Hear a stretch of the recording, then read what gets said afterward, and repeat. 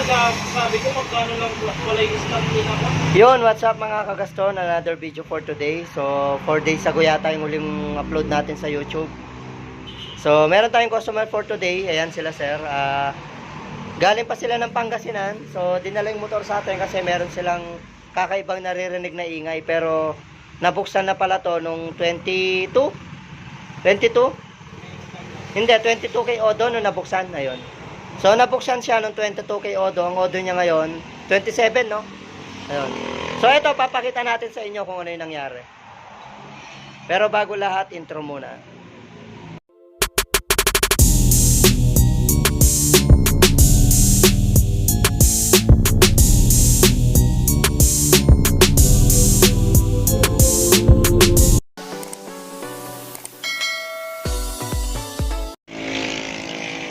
So ayun mga kagaston, pinaklas na natin yung makina ni sir. So actually di sana tayo makakapag-vlog kasi maraming ginagawa ngayon. So pangatlo na to sa ginawa natin ngayong araw na to, linggo ngayon. So ito una kong nakita agad, ayan. Ayan, pansinin nyo yung kanyang balancer. Ayan. Ano yung napapansin nyo dyan? So pagkabukas ko, habang tinatiming ko kaninang napansin ko ito, ayun. Yung wave washer niya sa likod nakaipit. So dapat hindi po yan kumakalas dyan.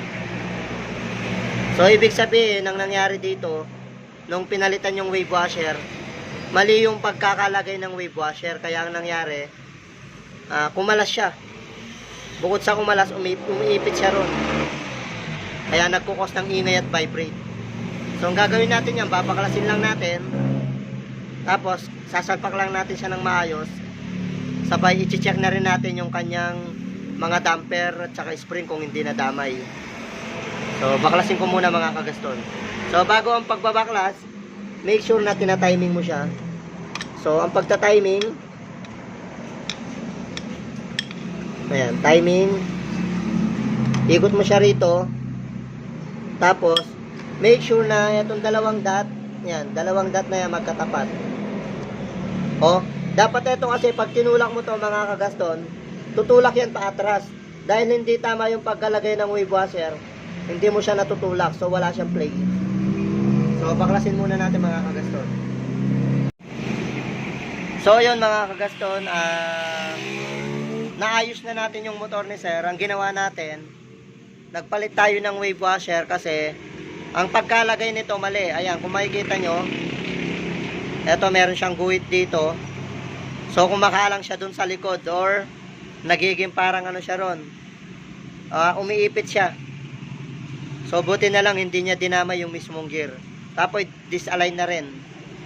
Ayan, kasi umiipit siya dyan. So ito lang yung pinalitan natin, wave washer lang. At saka isa sa palatandaan kung tama yung pagkalagay ng wave washer, eto, pag tinulak mo kasi to, aatras yan, atras sa bante. Kasi parang ang trabaho kasi ng wave washer, parang spring siya dito sa likod. So yun yung nagbibigay ng play dyan. Kaso kapag ito mali yung pagkalagay, umiipit, syempre wala tong play, hindi siya nag-ano. So ganun yung nangyayari, nagkukos ng ingay. So hindi lang tong unang ginawa ko na ganito, pangalawa na to.